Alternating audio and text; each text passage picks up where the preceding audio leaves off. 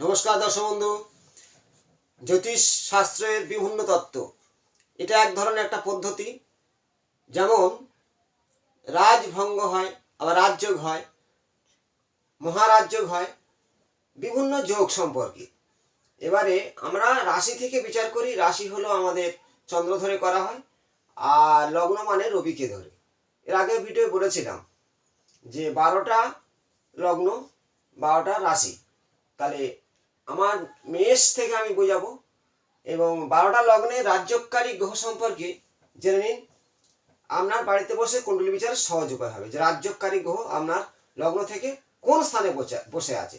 যদিও পরের বারে জানাবো রাজ্যকারী গ্রহ সম্পর্কে জানুন, কে কে তার রাজ্যকারী হয়ে থাকে।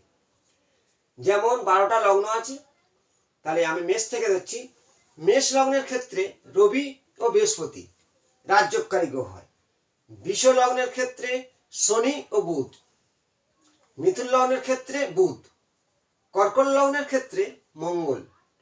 সিংহ লগ্নের ক্ষেত্রে বৃহস্পতি ও মঙ্গল।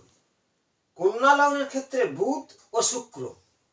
তুলা লগ্নের ক্ষেত্রে শনি। বৃশ্চিক লগ্নের ক্ষেত্রে চন্দ্র ও বৃহস্পতি। ধনু লগ্নের ক্ষেত্রে রবি। মকর লগ্নের ক্ষেত্রে শুক্র। কুম্ভ লগ্নের ক্ষেত্রে শুক্র। এরা হল রাজ্যকারী। আর মীন লগ্নের ক্ষেত্রে বৃহস্পতি ও চন্দ্র।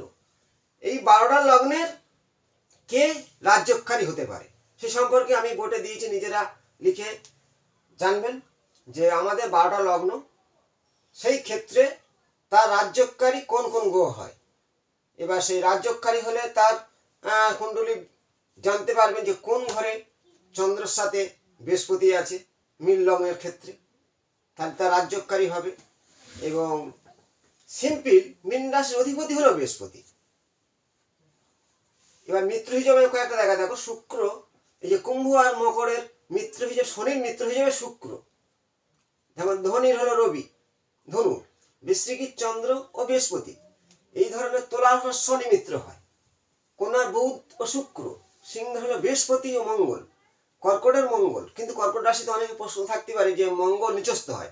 অবশ্যই নিচস্থ হয়, কিন্তু রাজ যোগের ক্ষেত্রে রাজযোগকারী গ্রহ হলো মঙ্গল। তেমনি এই জন্যই তো কর্কট রাশি জাতকরা যে কোনো কর্মের ক্ষেত্রে অল্পতে ভয় পায়, পিছু পা হয়, তার জন্যই অনেকটাই ভাগ্য দুমিয়ে দেয়। কিন্তু রাজযোগকারী গ্রহ হলো মঙ্গল। মিথুন লগ্নের ক্ষেত্রে হলো বুধ, তাই ওরা অধিপতি হলো বুধ। আর বৃষ লগ্নের ক্ষেত্রে হলো শনি, মানে শুক্রের সঙ্গে শনির একটা মিত্রতা, তার সাথে বুধ। আর মেষের ক্ষেত্রে রবি, কারণ মেষ লগ্নে বা মেষ রাশিতে রবি বসে তুঙ্গস থাকা হয়, তার সাথে যুক্ত হচ্ছে বৃহস্পতি। এই যে রাজ্যকারী গ্রহ সম্পর্কে আমি যে ভিডিওতে দিলাম, নিজেরা জানবেন। এবং লগ্ন আপনার যেখানে হোক সেখান থেকে তার ভাব বিচারে জানতে পারবেন। আবার কোনো দিন কোনো ভিডিও দেবো। আমি তো এক হাতে পরস্পর দিই না, যখন যেটা খেয়াল খুশিভাবে ভিডিও দিই। যারা জ্যোতিষ সম্পর্কে তাদের কাছে কোনো ব্যাপার নয়। আমার পেশা হলো বিভিন্ন হাত দেখে সেই ভিডিওগুলো তুলে ধরা, বা বিভিন্ন ক্লায়েন্টকে কুষ্টি বিচার সেগুলো তুলে ধরি। তার ক্ষেপে কিছুটা জানাতে চাই যে কুণ্ডলী বিচারের সহজ পদ্ধতি জানুন। আমাদের লগ্ন হচ্ছে কি আমরা মানুষটা কেমন, তার মস্তক ব্যক্তি কেমন, সেইভাবে আমরা লগ্ন থেকে বিচার করি। মানে লগ্ন ব্যক্তি কেমন সেখান থেকে বিচার করলে তার বিচারটা সঠিক এসে যায়।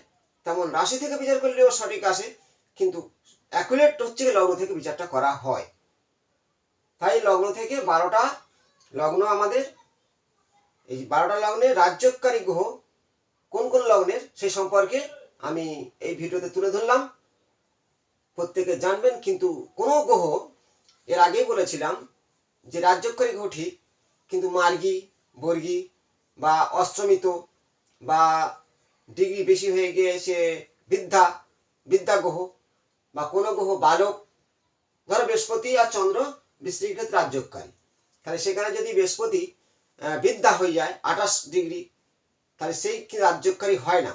চন্দ্র ধরো 0 ডিগ্রি বা 5 ডিগ্রি বালক, এরা রাজ্যকারী তখন হবে না। এই সম্পর্কে জানতে হবে। তুলার ক্ষেত্রে ধর শনি হলো নিচস্থ হয়ে আছে, বা শনি কোনো অন্য গ্রহের সাথে মঙ্গলের সাথে যুক্ত হয়ে আছে, এখানে রাজ্যকারী হবে না, কারণ শনি বলবান থাকতে হবে। তেমনই ধরো সিংহর ক্ষেত্রে বৃহস্পতি বা মঙ্গল। এখন মঙ্গল কতটা ডিগ্রি নিয়ে বসে আছে, কোন নক্ষত্রে বসে আছে, তার উপর নির্ভর করবে রাজযোগকারী। মিত্র নক্ষত্রের সঙ্গে আছে না শত্রু নক্ষত্রের সঙ্গে আছে, তেমনি জানতে হবে। যেমন বৃহস্পতি সিংহর ক্ষেত্রে রাজযোগকারী হচ্ছে, কিন্তু বৃহস্পতি যদি তোমার রাহু নক্ষত্রে বসে থাকে, তা সেইখানে কিন্তু রাজযোগকারী কতটা হবে তার ভাব মানে কুণ্ডলীর উপর বিচার করে বলা যাবে। জাস্ট 12টা লগ্ন তার রাজযোগকারী গ্রহ কোন কোন সে সম্পর্কে জানালাম। পত্রিকা শেয়ার করবেন এবং ভালো লাইক করুন। আপনার কোনো সমস্যা কমেন্টে জানাবেন। আর আমি অনলাইনে হস্তরেখা বিচার, কুণ্ডলী বিচার, বাস্তু বিচার করে দিই। আমার ভিজিট 500 টাকা। যদি কারো জানার ইচ্ছে হয় তাহলে আমার সঙ্গে যোগাযোগ করতে পারেন। ভালো থাকবেন। নমস্কার।